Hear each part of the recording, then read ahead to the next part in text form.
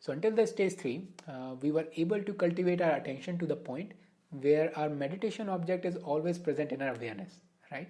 So sometime it is in the foreground, sometime it goes into the background, but nonetheless it's always present in our field of awareness, right?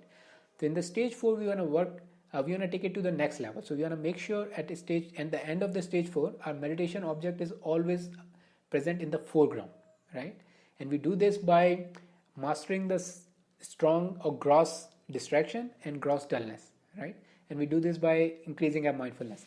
So again, if we take a look at the diagram, it's kind of a progression from the stage 3, more purification, more improvement in the scattered attention, relatively shorter path, less effort required at this point. And only major difference, if you see, there is a slack in the rope, which means like increment in the mindfulness, right? So if you look back again into our practice, what is happening basically, I am focusing on the meditation object, and which is in front of my awareness. So my attention is on my meditation object, but there's different distractions that are coming in my background of my awareness, right? Eventually one of these distractions comes to the center and my meditation object goes into the background, right? Then after some time I realize, I let go of my distraction, I come back on my meditation object. Again, there are different distractions are being projected on my awareness. One of them becomes gross distraction, and then again I lose the focus from my breath and it goes into the background, right? So this process is happening at this stage, and in order for me to master the gross distraction, so the way I work with my gross distraction is basically at the time when I realize that okay, my attention has moved from my breath to this gross distraction, I just have to let go, right? That's the crux of working with the gross distraction. But we want to do it on the next level in order to for me to not a distraction become gross distraction. I have to be able to detect it when it is a subtle distraction, right? When it hasn't really replaced my attention altogether and my breath has gone into the background, right? To do that, one of the way we have seen in the stage 3 is I can use this technique called check-in, right? So every now and then I'm focused on my breath, but every now and then I can just fall back and focus on my mind, what is happening in my mind, and then I can come back on my breath. One very interesting side effect of this is like when I focus on my breath and when I go in the background and check what is happening in my mind and come back on my breath, when I come back on my breath, I have this awareness of what is happening in my mind at the same time when I'm focused on my breath, right?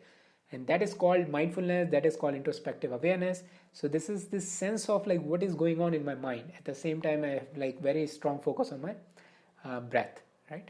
So we want to cultivate it. And the way to cultivate it on the next level is use the technique called body scanning, right? So how it works, basically I'm focused on my breath, and then I move my attention from my breath to maybe, let's say, on top of my head. The sequence is not really important, it could start from anywhere.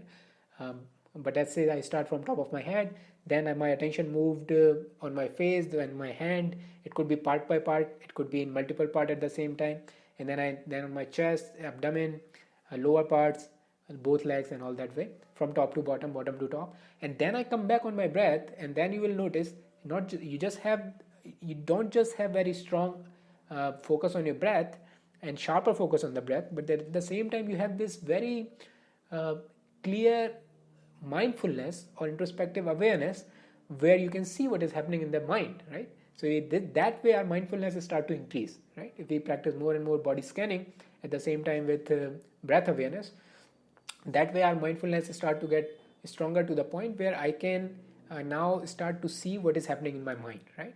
And at that point we also have like fairly good deal of insights in terms of this interaction of the mind, the nature of the mind, and then the relationship between the emotion and mind and all these different kind of things, because now we can see them, right? So we are moving in that direction as well.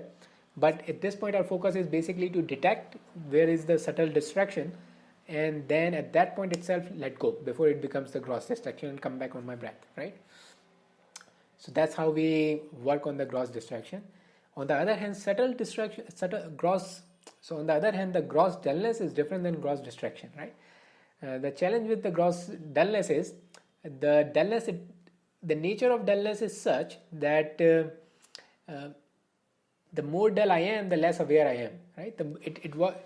So with the gross distraction, I can detect my subtle distraction and let go, But with the gross dullness, I don't have this mindfulness left in my mind where I can, I can actually see the gross dullness. It directly affects my mindfulness itself, so it becomes harder in that way. On the other hand, another challenge with the gross dullness is the dullness feels very pleasant, right? It's very unpleasant to get out of dullness, and that's what we experience every morning, also, right? It's very hard to, it's so pleasant to be dull that it takes effort to get out of the dullness, right? So it's pleasant, at the same time my mindfulness is not as strong as it's supposed to be. So that way it becomes a slightly different kind of challenge altogether. So again, so what antidote we can apply to get out of the dullness? So if I have detected my dullness in a subtle state, more I know like I'm getting dull, um, the then what I can do is I can increase the scope of my awareness. I can, instead of just watching my breath, I can include the whole body. That way uh, I can energize my mind, right? So what is happening basically is the nature of dullness is such that now I am only focused on my breath and there's not so much stimulus in the mind. So that way the dullness is start to cultivating, right? But then if I add more stuff into my field of awareness, there's more stimulus into mind, then the dullness, that counters the dullness and the energy of the mind, and increase the energy of mind. It works on the very subtle level. When if I'm able to detect on the subtle level, I can apply this antidote. But if I notice like, no, I'm getting more dull, my perception of my breath is getting very fuzzier or things like these, and if I detect at that level, what I can do is I can take some deep breath. The whole point with dullness is basically energize the mind, right? Energize yourself that way. So I can take some deep breaths, and that way I can energize my mind again, and then I can focus on my breath again. If I'm seeing dullness is still not being overcome and I'm still feeling more drowsy and kind of sleepy, then I can just stand up and do the meditation, in the being stand up. That again counter the dullness, and that again stimulate the mind. And if I still feel drowsy, then in that case I can do a walking meditation. And another important thing to understand, this dullness is not the same as being tired and you know just like fatigued. It's not like that. So if I'm feeling tired and fatigued because I have done so much work, or like I have done so much physically stressful work, then the best thing is to take the rest, right? This dullness is being produced because of the less stimulus in the mind, and this dullness is being produced because of my meditation practice, right? When I know like this dullness is because of the meditation practice, in that case I should be working on these different antidotes to kind of energize my mind, get it back into the center stage, and then come back and focus again on my breath, right? So at the end of the stage 4, I should reach a point where ultimately I am aware of my breath, and I'm aware of my breath more vividly, and it stayed at the center of my awareness for a sustained period of time.